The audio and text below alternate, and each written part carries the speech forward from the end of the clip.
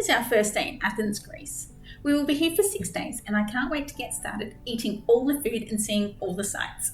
When I visited, I bought a combo ticket that gave me entry into 7 different sites. Unfortunately, that official ticket type has been discontinued, so what did cost me €30 will now cost €95 individually, because that's the only way you can now buy the tickets.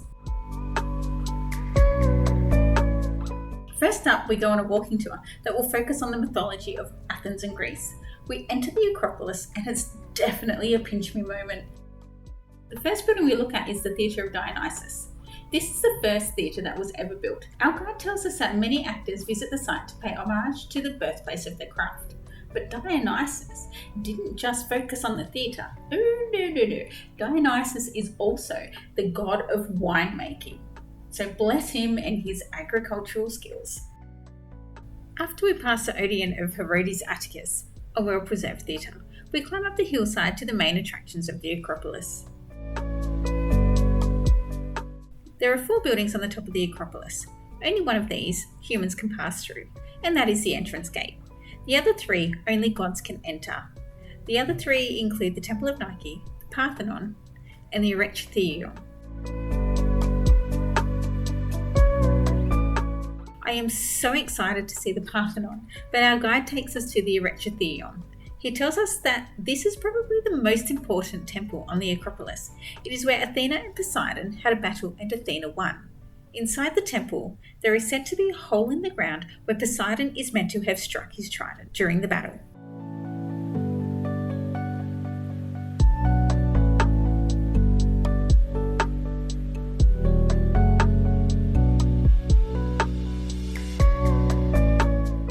We then move on to the real reason why we're all here.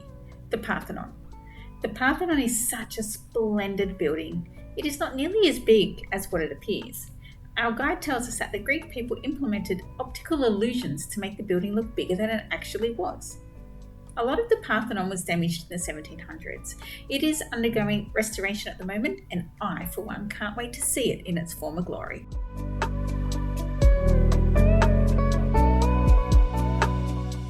Our guide told us about all the pieces that the Ottomans sold to the British while Greece was under Ottoman rule. Greece is still trying to get back many of the pieces from the British Museum. One of these items includes one of the 6 sisters that is on the Athena and Poseidon temple. The British have also taken all the friezes that were on the Parthenon that displayed normal human activities, as opposed to those that displayed gods' activities.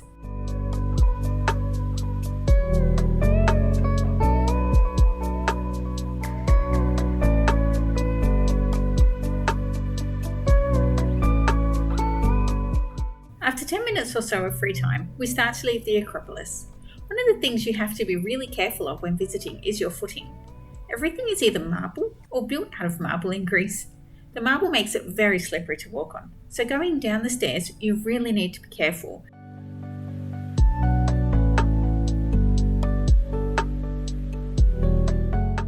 After we leave the Acropolis, we then go to the Ancient Agora of Athens. The Agora was essentially the market of Athens. One of the buildings has been reconstructed over the years. The Americans have been very instrumental in the excavations and reconstructions here. Now, I for one do love a reconstructed building.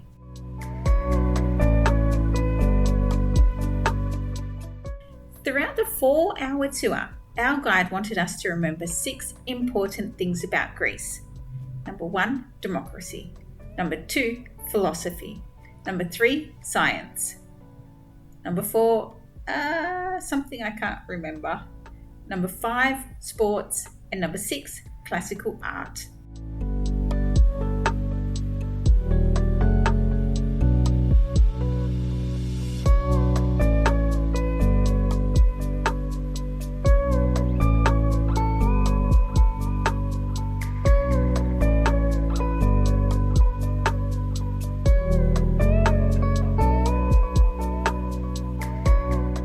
So I've just finished participating in about a 4-hour myths and legends type tour of Athens here. We did start out over near Hadrian's Arch, and then we moved through to the Acropolis area, and then we finished in the Agora.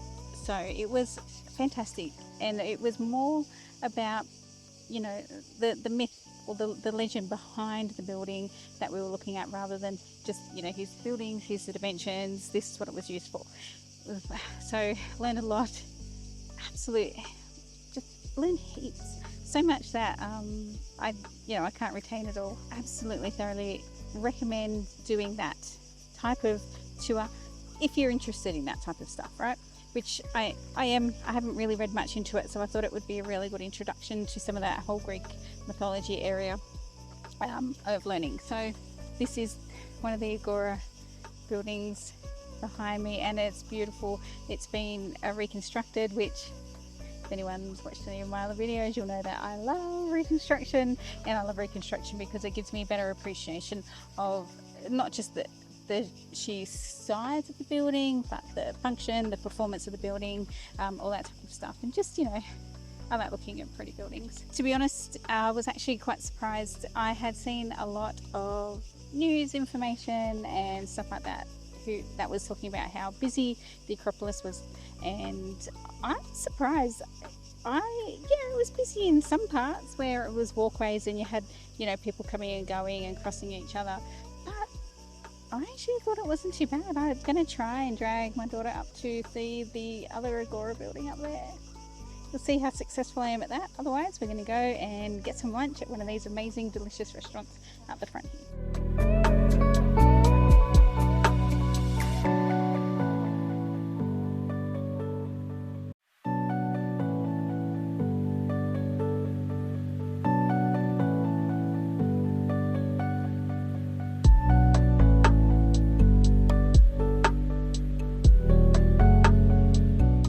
One of the really cool facts about this building is that it's actually all original. So even the friezes along the top, although some look as though they're weathered off, are all original. Ones that are on the Parthenon have been removed. These ones here on the Agora building are all real. It's wonderful that it hasn't been destroyed, unlike the Parthenon had been destroyed back in the 1700s, I think the guide was saying. So yeah, it's an incredible building. I love it. It's awesome. An interesting piece of information from our guide tells us that some excavations were completed and they found ancient souvenir shops in the ancient markets near the Agora.